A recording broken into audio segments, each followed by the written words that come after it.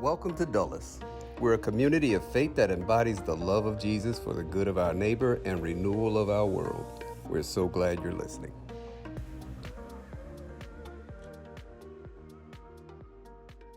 Okay, I always feel this real sadness when I get to the end of a series, and we've been talking this whole fall about the church that not just the church we want to be, but that we really believe Jesus is expecting us to be, that he's calling us to be. And I've loved this time together, and the conversations and the dinners. It's just,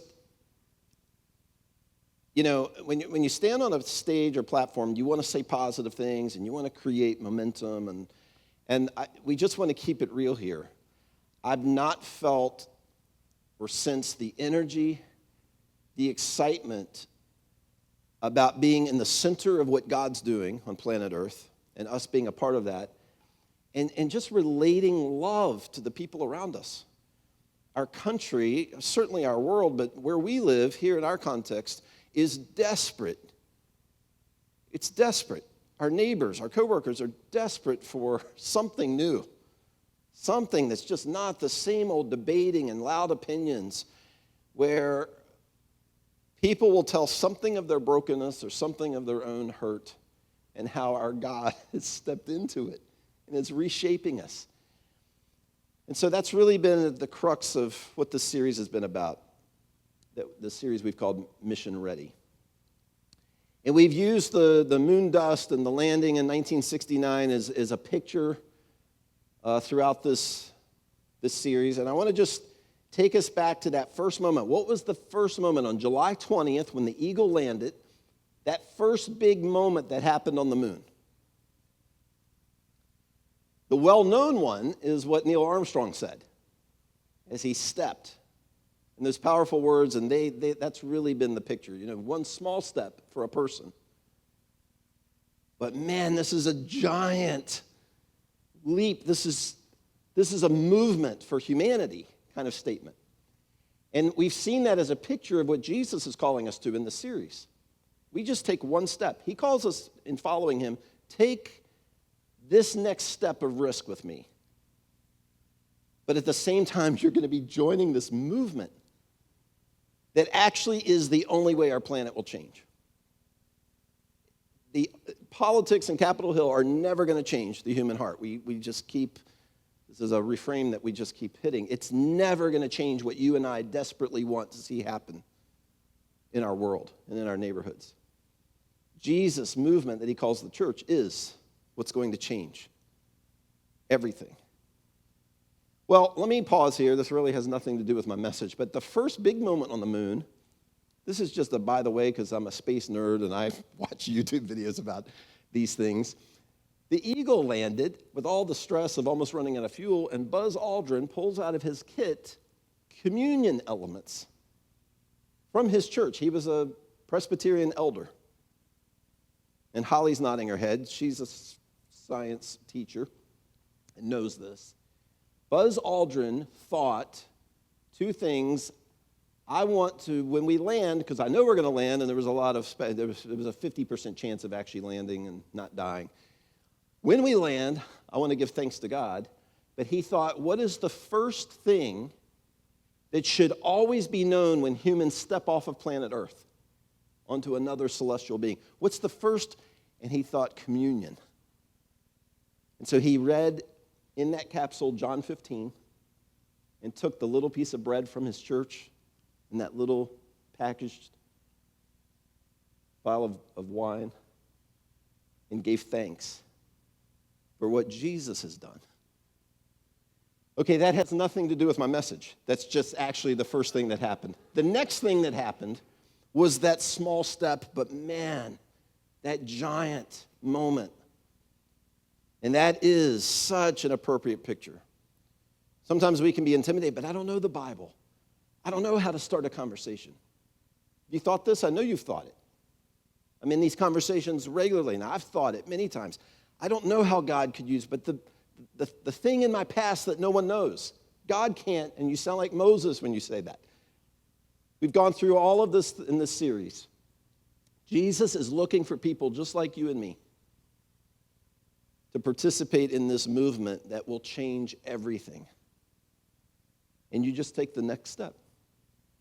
You obey. You actually follow. You stop sitting in a seat 3 or 4 times a month for an hour and listening, and Jesus said you actually put into practice my words. So we're going to dive into this one more time this morning. And my prayer is that we leave changed, we leave looking more like Jesus.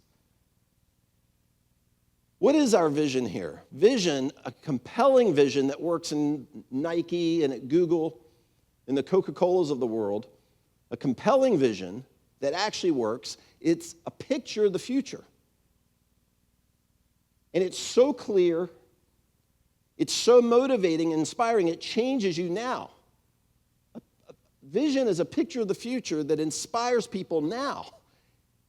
This thing hasn't happened yet. It doesn't exist yet, but I find it so remarkable. I want to be a part of it. I'm going to change something in my life. I'm going to change my schedule. I'm going to change I want to be a part of making that reality. That is vision. And that's what we've been talking about here. And it's not our vision. This is Jesus' vision that we've just gone all in on. What is our vision? A lot of churches get excited about building a really nice, big, comfortable building, and we will have our own building someday. But that's not our vision. That's not the vision that inspires us. Is it building a crowd? You know, there's Sundays where there's quite a few more people than this on Sunday, and it's tempting to be like, "Oh, this was a good week. There were more seats." Is that our vision? We just want more people? That's not what inspires us. I mean, of course we want to be welcoming and see more join us and be part of this story, of course. But that's not what inspires us. What inspires us, what moves us, what's changing us is this idea of you and me becoming more the image of God. It's just one step, one practice of the way of Jesus more. We become more and more of the image of God, so much so that the skeptics, the most skeptical people, this is our vision of the future, that the most skeptical people around you, on your street, where you work, will find something in you that you're becoming, something that's happened to you, the person that you are so attractive that they're drawn to your God. And I call it in my notes and my journaling the most exciting idea on earth. I dare you to find something more exciting. I love technology. There's some new gadgets that are out this year, some crazy stuff on the horizon that I think are super cool. There is nothing more exciting on this planet than you and me becoming more, one step at a time, the image and reflection of God. So much so, you're not carrying a fat Bible around or preaching at people. People just see it. They see the Spirit of God in you, and they're drawn. They don't even know how to express it. Like, what's happening? They're just attracted, like it's magnetism toward truth, toward beauty, toward good that has happened in your ugly, in your weakness, in your regrets. We've used the term outward facing. There is a natural gravitational pull in churches. It's true of companies and organizations and teams and families. It's true in any kind of entity, but boy, is it consequential in a church.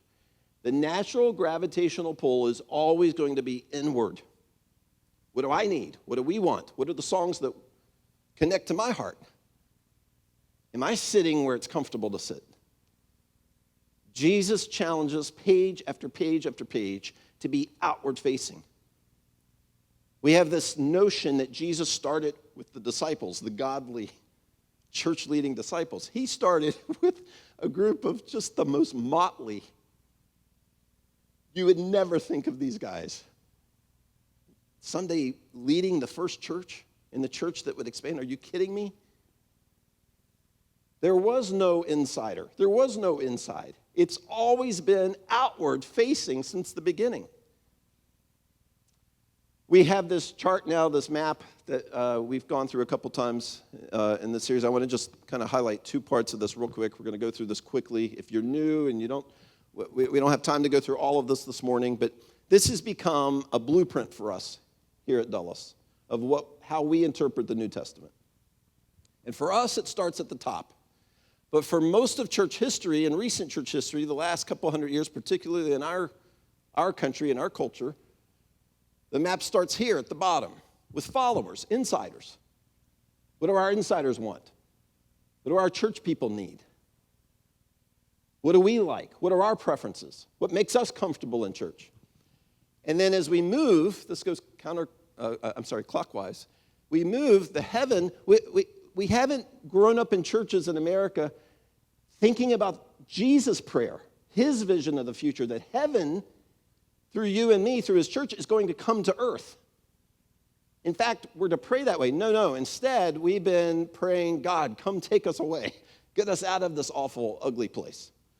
Take us to beautiful, perfect, tranquil heaven. And this has caused the church to become stagnant and stuck. In the New Testament, it starts at the top.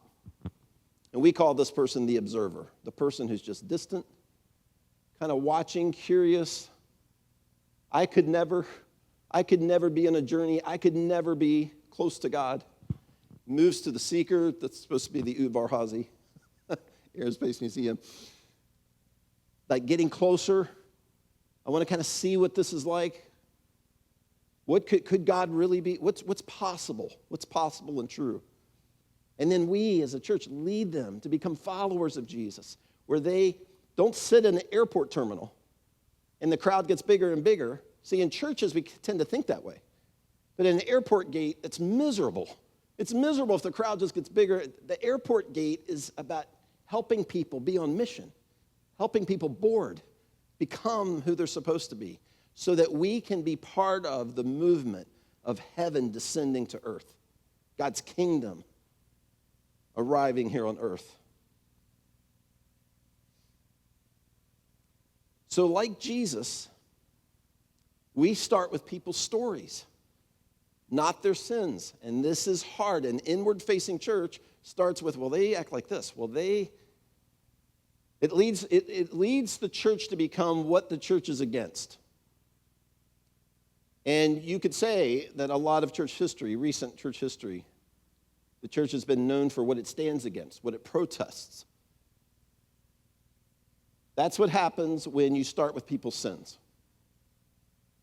When we start with our own sin and our own need for beauty and God's good and his mercy, see, it's so much easier to stay outward focused. When you're outward focused, we, like Jesus, start with people's stories. Now, an example of this in my last message was the woman that was dragged by the religious leaders out in public to be stoned because they caught her in adultery. We're not going to review that story. But inside-focused churches will say quickly, oh, yeah, but Jesus tells her, Brad, Jesus tells her, go and leave your life of sin. He confronts her sin. But what we looked at was, yes, he does. He does confront our sin. Because our sin is counter to the image of God. But before he addresses her sin, this is hard for some of us who've been in church for a long time to get our heads around. Before he addresses her sin, he defends her, and he runs off her accusers. Is that your instinct? Is this your reaction, your response to the observer? To the person who's seeking and they're just trying to connect life and figure life out? Is your instinct, I'm just going to learn their story. I'm going to tell them my story. I'm going to share some of my upended moments. How do we respond to people's sin and ugly and hurt and shame? The answer to that question has everything to do with whether we're going to live the future that Jesus envisioned or whether we're going to continue to just cycle to another generation that moves further from the church, further from faith. If you care about them first, Jesus teaches us this. He models it. If you care about them first, you will often earn the trust. You will have their attention and you will earn the trust of people who need to give their sin and brokenness to Jesus. That's the order that Jesus teaches us that this works in. When you care about someone, you care about your approach. When you care about someone like Jesus, you care about your approach. This becomes part of the sacred rhythm of your relationship with God. You're not just communing with God personally, you're talking to God in the context of being a relator. There are people in your life. And Spirit of God, I need you to heal me and work in my life. And there's so much good I want you to do in me this week and be with me at work. But God, you have me in people's lives. Help me to care about my approach because I care about my friend, my coworker. One thing that we've said, people say, I literally don't know how to invite somebody to church. Right? I'm just being honest. I just don't. This person's interested. I can tell. They're interested in my story and my faith. This is simple. Maybe it's too simple, but we have this saying I just want to remind you of, come and see, come sit with me. Jesus' first response to people curious about him was, hey, come and see. You're curious about me? What's going on in my life? Come and see. And we've just added to that, come sit with me. Come have coffee at church and sit with me.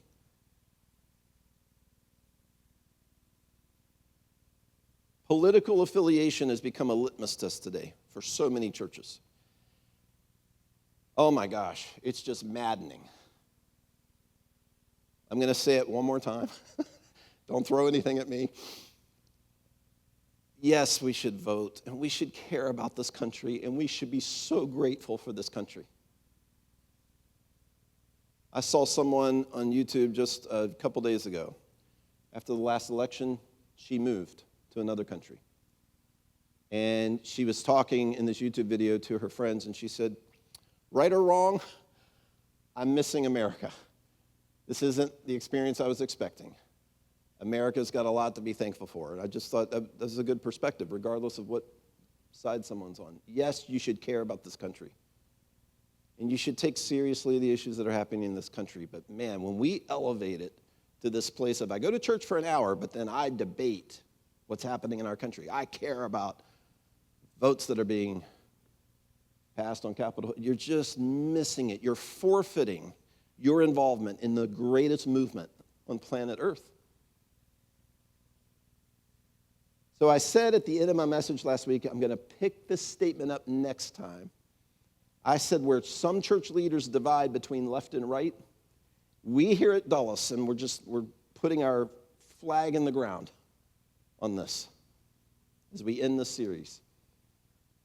Where some churches and church leaders will divide between left and right, we will divide always here at Dulles Church between lost and found, between dead and alive. Grateful that we're being found and that we've been found by Jesus' love, but hurting and passionate about those who are still lost, in Jesus' words. Now, if you want proof from Jesus himself that this is his vision, this is his picture of the future, that churches would emerge and cover the globe, that distinguish between those who've been found, and thank you, God, I'm one of them. I've been found. I was lost. But there are still people who are lost. We're going to dive in to Jesus' own words and how outward-facing he was. In Luke 15, now the tax collectors and sinners were all gathering around to hear Jesus. And there's this air of self-righteousness here in this testing. We know that from Luke 14. The self-righteousness of the church priests, the current day church leaders, they were called the Pharisees. They ran the temple. They're just constantly testing Jesus. They're constantly trying to catch him in something that violates the law of Moses. So these sinners and broken people who are carrying ugly and shame, are just clamoring around Jesus to get more. But the Pharisees and the teachers of the law muttered. I don't use that word. Do you use the word muttered? I don't use the word muttered a whole lot, but that's what the NIV version says. This is a grumbling. It's a murmur to getting louder kind of grumbling. The religious leaders are muttering, this man, Jesus, welcomes sinners and eats with them. He's not condemning the sinners, which he should be. He's not calling them out or embarrassing them They're trying to stone them in public.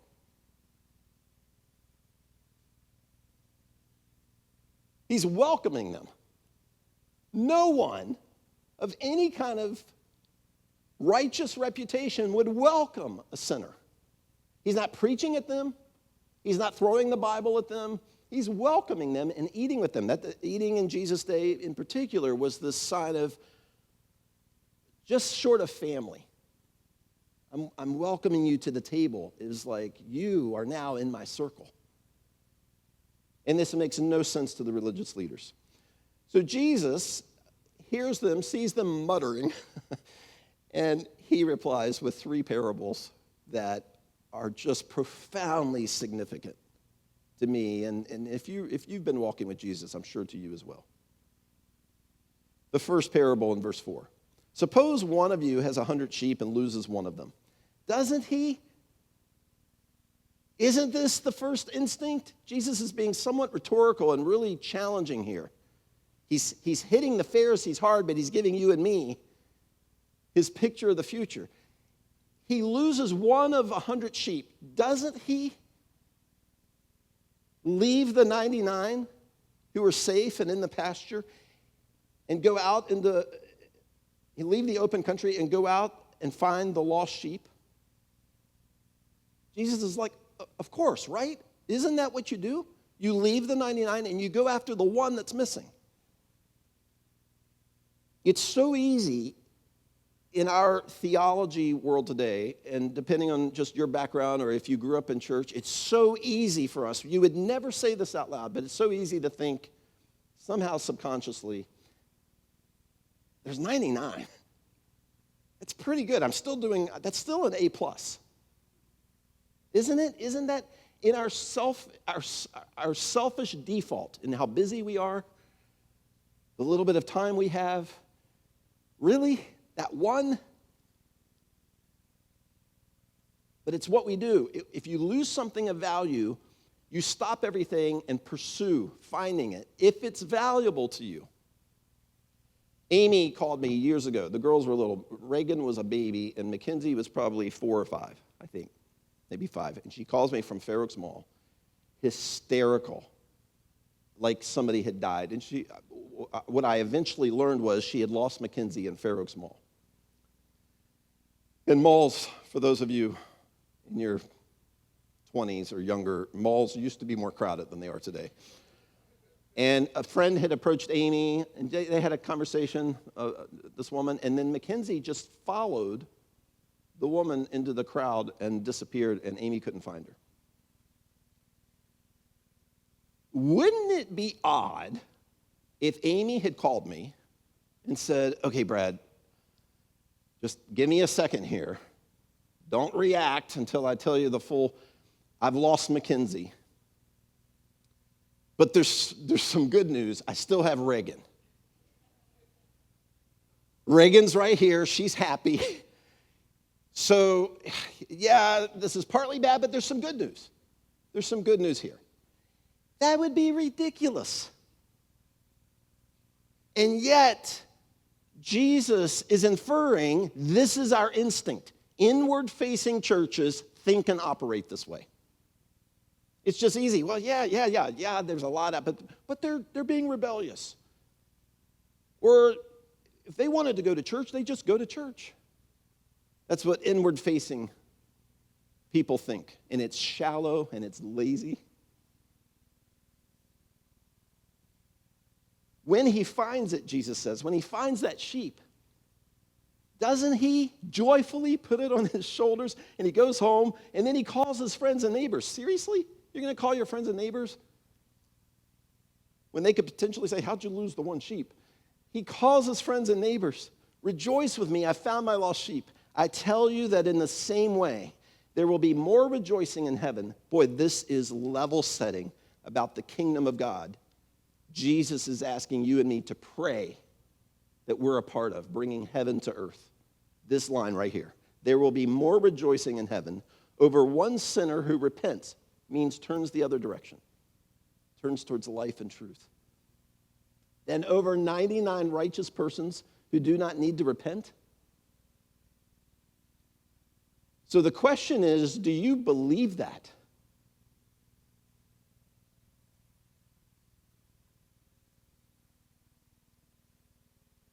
I think we live in a country, in a church culture, land where we don't believe that. We don't actually believe that. Heaven rejoices more over the one who was in some ugly, or they made some choices, or they could have been in church. They wandered off. Heaven rejoices, and the context is throws a party over the one that's been found than over what you and I are doing right now. Heaven right now is probably like, hey, look what's happening at Dulles. This is great. Look at these people at Dulles who are moving closer to my mission and my plan. Woohoo! But man, when one of our neighbors discovers the reality of Jesus, party sets in, is what Jesus is telling us. I'm not sure we believe this. He tells another parable. The second parable, a woman loses this coin, and in the context, this coin is really important, and it has to do with family lineage. She still has 6, but she's lost the 7th coin. And she tears her house apart. And then she celebrates. She invites her friends and family. Same thing. It ends with the celebration. Jesus says, heaven rejoices this way when that coin's been found over the 6 that are still in the house. And then he comes to that third parable, the long one, the prodigal parable. Jesus continues. When in Scripture, when something is said once, it's important. When it's said a second time, scholars emphasize this. You learn this as a student of the Bible. It is very important when it's repeated. When it's a triad, when it's part of a triad, or it's 3 times, it's like this might be the most important thing in God's kingdom. So here Jesus goes again. He's trying again. He's going to give a third story. There was a man who had 2 sons. The younger one said to his father, "Father, give me my share of the estate." And if you're thinking, well, wait a minute, at least in our culture, you have those conversations after the father has passed. Well, that's relevant. We'll get there. So he divided his property. The dad did it. The dad does it. He has 2 sons. He divides his property between them. Not long after that, the younger son got together all that he had, and he set off for a distant country where he squandered his wealth in wild living. Prostitutes are involved. This is ugly stuff, and it's gone. The wealth is gone. The son is asking for his inheritance, essentially telling his father, "I wish you were dead. You're not dead yet." That makes the story even uglier. The context that Jesus is giving us. The reason the father gives him the inheritance is that he wants to reconnect with his son. He's trying to connect. He's trying to have this bridge. The father loved his son at the risk of his own reputation. The son comes to his senses in a pig's pen, literally eating food that's really intended for pigs. When he comes to his senses, he says, "How many of my father's hired servants have food to spare, and here I am, I'm starving to death. I know what I'll do. I can't go home as his son anymore. That's out of the question. I will set out and go back to my father and say to him, 'Father, I've sinned against heaven and I've sinned against you. I'm no longer worthy to be called your son. Make me like one of your hired servants. Would you take me back as a servant?'"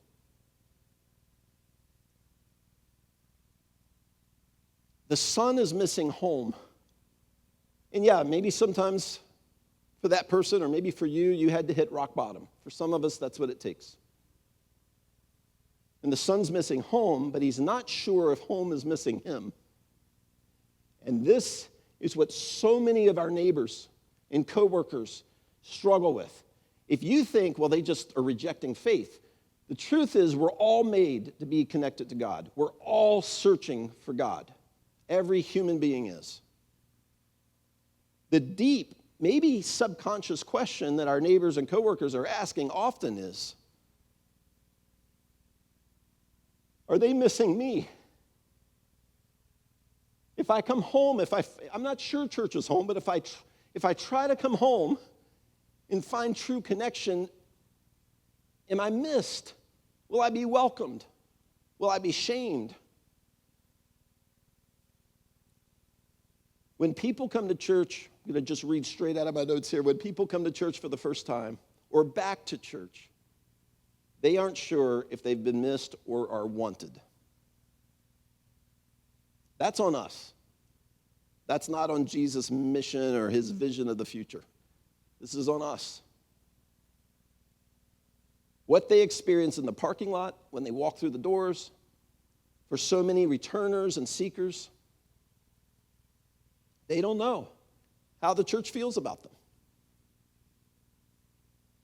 I heard someone this morning, just briefly, just a quick hello, somebody I hadn't met, say, wow, I feel so welcomed here. And it just made me, we're not a perfect church. We're small, we're new, we're getting our act together.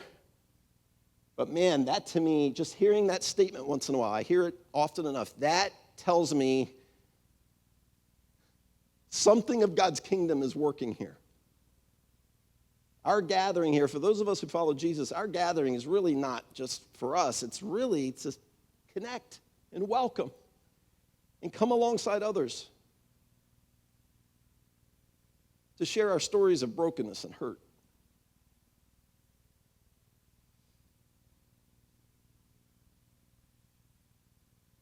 The son gets up and he goes home to the father. And what happens next has everything to do, if we get this or we don't get this, has everything to do with whether we're going to experience the reality of Jesus' future, what he envisions, or if we're going to block it. We're actually going to stand in the way of the vision happening. While the son was still a long way off, the father saw him and was filled with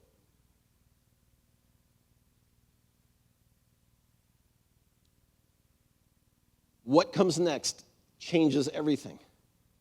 If you were reading the story for the first time and you didn't know it was in the Bible, and you get to this, like, he wasted his dad's still alive, the wealth is gone,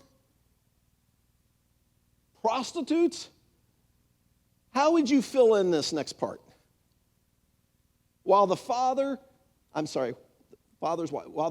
was still a long way off, the father sees him coming and was filled with, wouldn't we say, probably anger, maybe rage, maybe screaming and hollering. So much rides on this. So much. If we get this internally, we're not going to perfect this, but if we can practice this and get better and better at Jesus' response, our Father's response, the world is going to change. It really is. I believe in our lifetime, we're going to see this planet change. The Father sees him and was filled with compassion. How do you explain that? I've known this story. I've read the story more times than I can even count. I'm going to say I've read it 200 times, maybe more. I still, in my human brain, struggle to understand, how does the Father respond with compassion? He throws his arms around him and kisses him.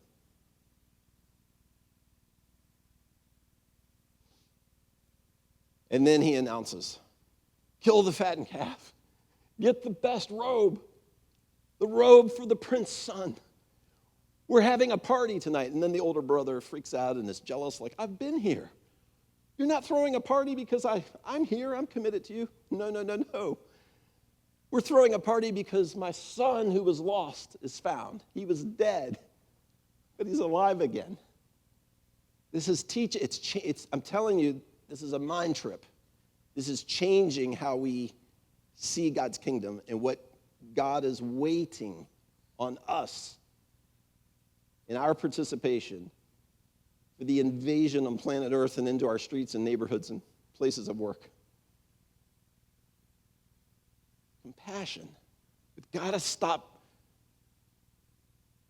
I'm not really saying this directly to you. I'm just saying we, the collective church in the Western Hemisphere, we've got to stop focusing on people's sins and choices and behavior, and we need to get to know their story the way Jesus did. Because when they go missing and you realize they're lost, it's going to trigger that compassion in you. They need what I needed. The patience that I needed. The second chance that I needed. And maybe I can extend that to this person. Boy, there's more in my notes. What Paul says about becoming anything. To a Jew, I'll become like a Jew. To a Gentile, like a Gentile.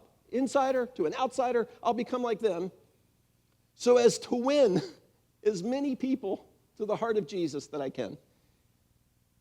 That's in 1 Corinthians 9. That was going to be about a 6-minute part of my message, but I did well there. We got to wrap this up.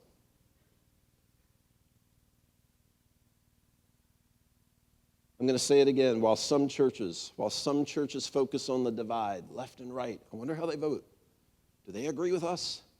We at Dulles, we're staking it in the ground today. We will always divide between lost and found because Jesus does. And you used to be one of the lost.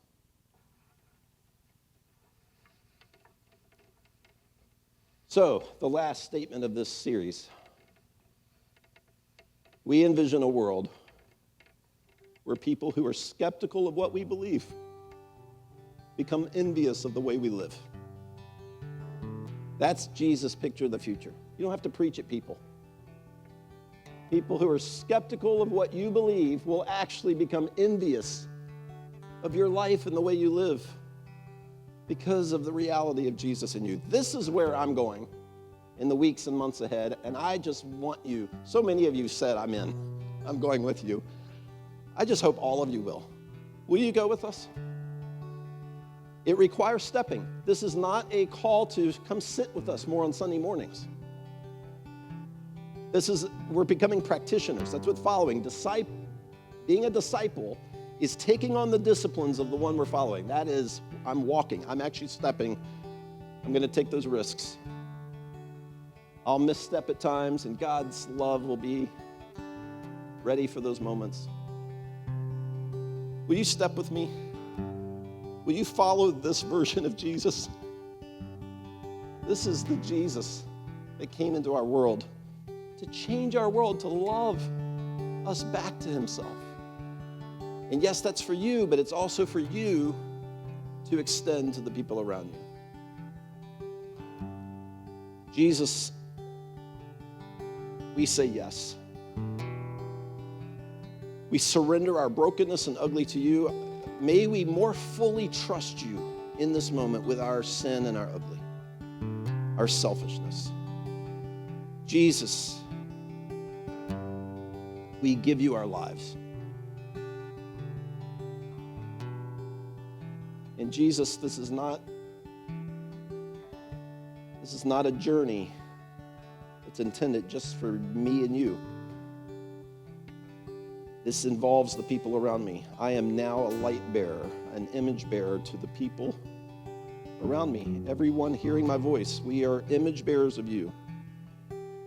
So give us the courage and the strength in your Holy Spirit's power to be in our world the image of God. Amen.